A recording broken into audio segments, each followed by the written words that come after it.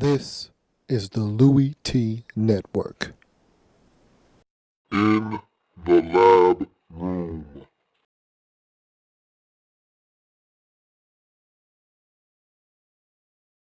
Welcome, you are in the lab room. I'm your host, Lou. Thank you for joining me.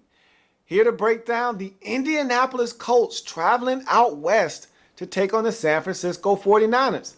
And someone's O had to go, that being either Chuck Pagano's 5-0 mark after a loss, and we all know a lot of those wins came with Bruce Arians as the head coach, but they were charged to Chuck Pagano as he was out and Arians was in as the interim head coach. Doesn't matter.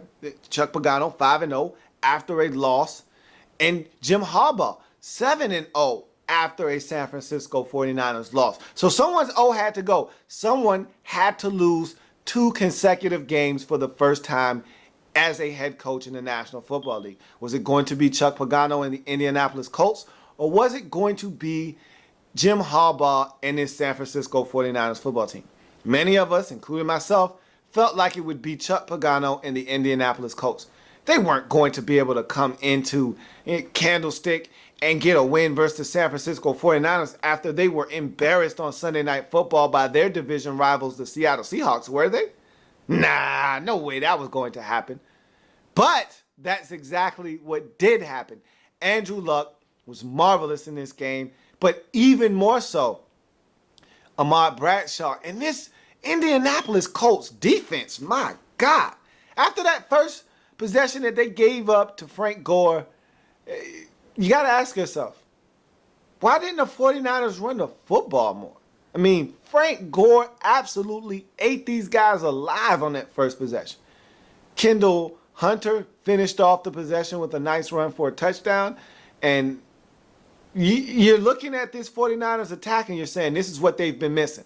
They have not been able to run the football in the first 2 weeks. And now this running game has awakened. And here they are.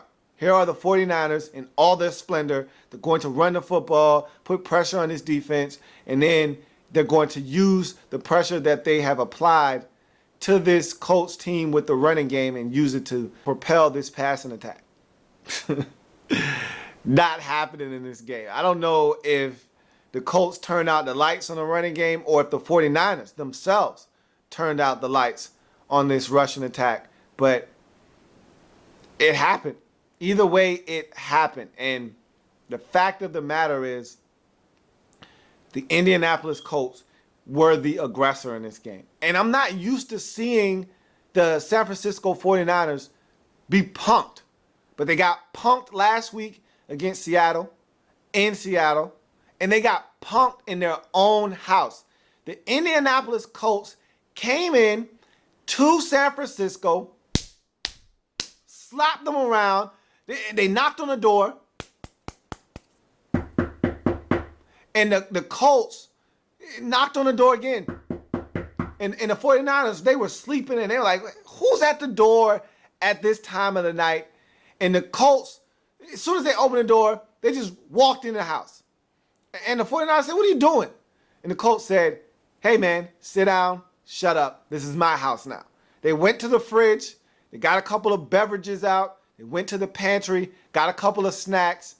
And the 49ers said, well, hell, I'm up now. I might as well watch a little TV. And the Colts said, nope, snatched a remote from them, put their feet up on the coffee table and said, hey, this is my house. This is my remote. I'm watching TV right now. And they were munching on some snacks and drinking beverages in the San Francisco 49ers house, and they couldn't do anything about it. They went in and absolutely disrespected, manhandled the San Francisco 49ers at home. They ran the football on them.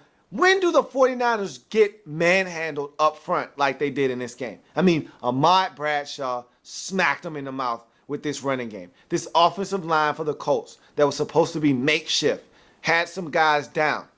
They plugged in some backups, and they got it done in this game. Andrew Luck didn't turn the football over. He was flawless. He was completing passes. Reggie Wayne looked good. T.Y. Hilton looked good. They did everything that they were supposed to do on the road against a tough team. Everything that you aspire to do on the road in the National Football League, the Colts did it in this game.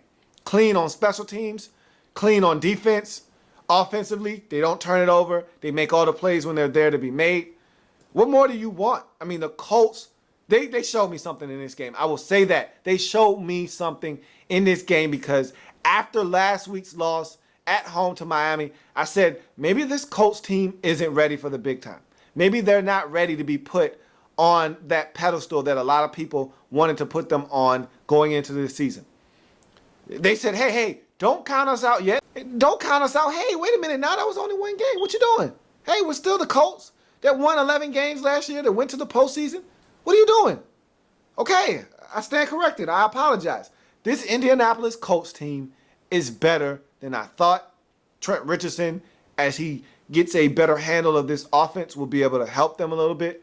This is a dangerous football team, and they went in to San Francisco and showed exactly why they are a dangerous football team in the AFC. Now let's look at it from the San Francisco 49ers perspective. This was a very disappointing effort. You come out after being embarrassed a week ago on Sunday Night Football for everyone to see. You're thinking they're going to rebound at home and they're going to come out, they're going to be aggressive. And that first drive on offense looked like that was the case. They ran the football. They had an attitude about them that, hey, we're going to run the football. We're going to be aggressive. And they got a touchdown. And after that possession, nothing was the same for the 49ers. They couldn't run or they stopped running. I can't really decipher between the two because I felt like Frank Gore was running the football so effectively early on. I don't know what happened, but Colin Kaepernick looked like a quarterback that was out of sorts. And I think it was a little bit of a carryover from last week. And I'll tell you this much too. You really realized how much Vernon Davis means to this offense. Without him playing last week, he went out of that game early last week. You struggled offensively. He goes out and he's not playing this week. You struggle offensively again. And so don't discount what Vernon Davis means to this offense. And without him, you've already got a couple of guys down at the receiver position. You can't overcome your best playmaker at the tight end position and all of your receivers being down and only having Bolden to throw the football to. This is a different 49ers team, and until they get some of their weapons back, this could be what you see on a weekly basis. I don't know. They're not going to play against good teams every single week. They have the Rams coming up. This will be an interesting test. They're on the road against a team in the division that they struggled with a season ago. Are the 49ers going to go into St. Louis and lay another egg like they did at home this week? Or are they going to rise up and get back to 500 on the season? That's going to be very interesting to see. But in this particular game, the 49ers were trounced. 27-7. Colts get it done in impressive fashion. Colts go to 2-1 on the season. Meanwhile, surprisingly enough, the San Francisco 49ers, the big bad 49ers who were supposed to be fighting with Seattle for NFC West supremacy, right now they're 1-2 on the season, and Seattle right now is 3-0. So if you're the 49ers, this next one, they got to have it. They got to have it on Thursday Night Football. They got to go to 2-2 and even this thing up, or else. Or else. That's all I'm going to say. Or else. And so, big win for the Colts. They go to 2-1. Three-way tie atop the AFC South. Tennessee at 2-1. Colts at 2-1 now. And, of course, the Houston Texans at 2-1 as well. Big win for Indy on the road. That was a statement game. I'm impressed with the Colts. And I'm really, really disappointed in the San Francisco 49ers. So, that's going to do it for this program. If it happens in the NFL, whether big or small, we cover it all here in the Lab Room. Thank you for joining me. See you next time. Like the content? Want more? Sub up. In the Lab Room.